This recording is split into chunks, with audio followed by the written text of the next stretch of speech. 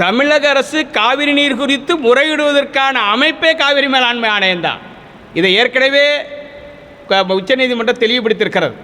சென்ற ஆண்டு இதே நிலை ஏற்பட்டு உச்சநீதிமன்றத்திற்கு தமிழக அரசு சென்றபோது ஆணையத்தில் முறையிட்டீர்களா, ஆணைய கூட்டத்தில் என்ன முடிவெடுத்திருக்கிறார்கள், எனவே ஆணையத்தில் போய் முடிவெடுத்து முறையிட்டு ஆணையம் எடுக்கிற முடிவுக்கு அடிப்படையில் உச்சநீதிமன்றத்துக்கு வாருங்கள், உங்களுக்கு திருப்தி இல்லையா என்று திருப்பி அனுப்பியிருக்கிறது.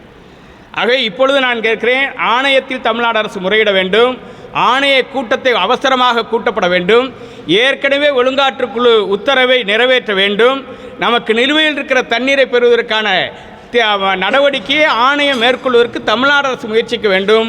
மறுக்கும் பட்சத்தில் அவசர வழக்கை ஆணையத்திற்கு எதிராக தொடர வேண்டும். கர்நாடகாவுக்கு எதிராக தொடருவது என்பது இரு மாநில உறவுகளை பலப்படுத்துவதற்கான வகையில் அமைக்கும்.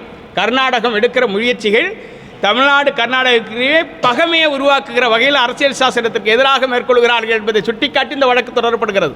ஆனால் தண்ணீரை பெறுவதற்கு ஆணையம்தான் பொறுப்பேற்க வேண்டும், ஆணையம்தான் பெற்றுத்தர வேண்டும். ஆகவே ஆணையத்துக்கு எதிராக வழக்கு தொடர்வதற்கு உச்ச நீதிமன்றமே வழிகாட்டி இருக்கிறது.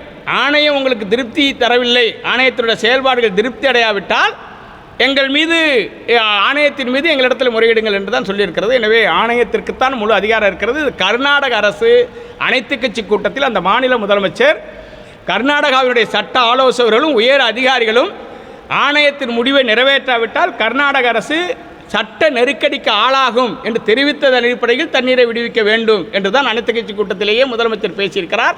அதன் அடிப்படையில் தான் தீர்மானம் நிறைவேற்றப்பட்டிருக்கிறது. எனவே ஆணையத்திற்கு அதிகாரம் இருக்கிறது என்பதை நாமும் உணர வேண்டும், தமிழ்நாடு அரசு உணர வேண்டும், ஆணையமும் ஏற்றுக்கொள்ள வேண்டும்.